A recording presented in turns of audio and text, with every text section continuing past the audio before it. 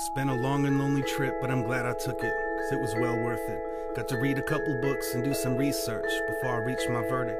Never thought that I was perfect, always thought that I had a purpose.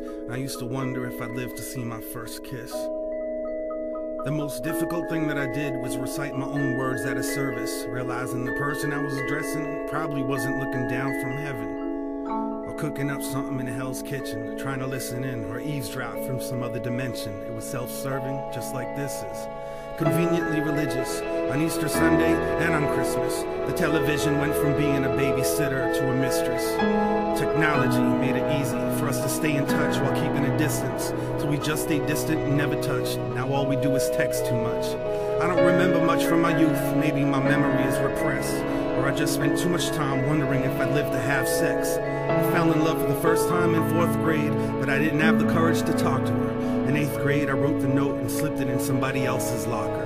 Considered killing myself because of that. It was a big deal. It was a blown cover. It was over for me. My goose was cooked. Stick a fork in me. The jig is up. Blew my chances. The rest is history. Our future was torn asunder. It became abundantly clear I was only brought here to suffer. At least I didn't include my name. Thankfully, I wrote the whole note in code, and it had 10 layers of Scotch tape safety seal, making it impossible to open. Plus, it was set to self-destruct. Whoever read it probably died laughing.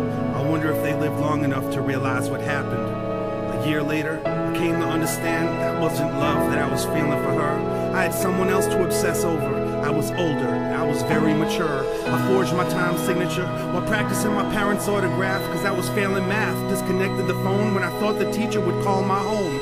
Checked the mailbox twice a day. At the end of a long dirt road, steamed open a couple envelopes like I was in private detective mode. If you snoop around long enough for something in particular, you're guaranteed to find it. For better or worse, that's how I learned it's best to just keep some things private. It was the best of times. It was the end of times. It was the best of times. It was the end of times. It was the best of times. It was the end of times. Best of times, the end of times. I was always on deck, I was next in line. An only child with a pen and pad, writing a list of things I could never have. Walls in my house were paper thin, every squabble seemed to get deafening. If my memory served me correctly, I made it a point to avoid and forget some things, probably to keep from being embarrassed. Never meant to upset or give grief to my parents. Kept my secrets, hidden my talents in my head, never under the mattress. Therapy couldn't break me, never learned a word that would ensure safety, so I spoke softly.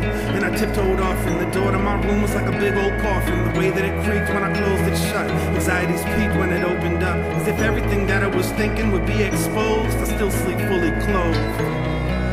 It was the best of times.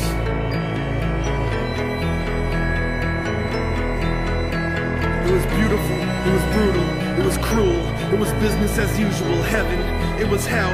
Used to wonder if I lived to see 12. When I did, I figured that I was immortal. Loved to dance but couldn't make it to the formal. Couldn't bear watching my imaginary girlfriend bust a move with any other dudes.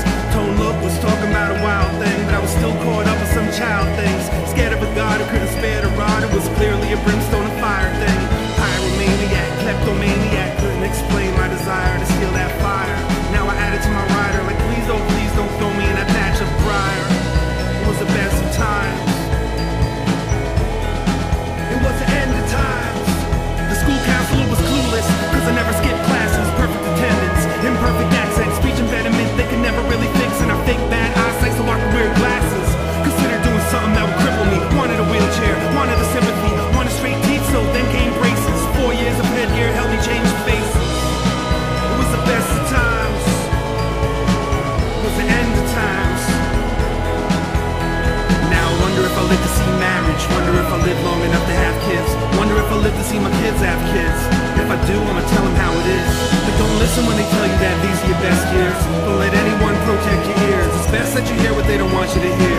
Better to have pressure from peers than not have peers. Bear won't give you chest hair. Spicy food won't make it curl. When you think you got it all figured out and then everything collapses.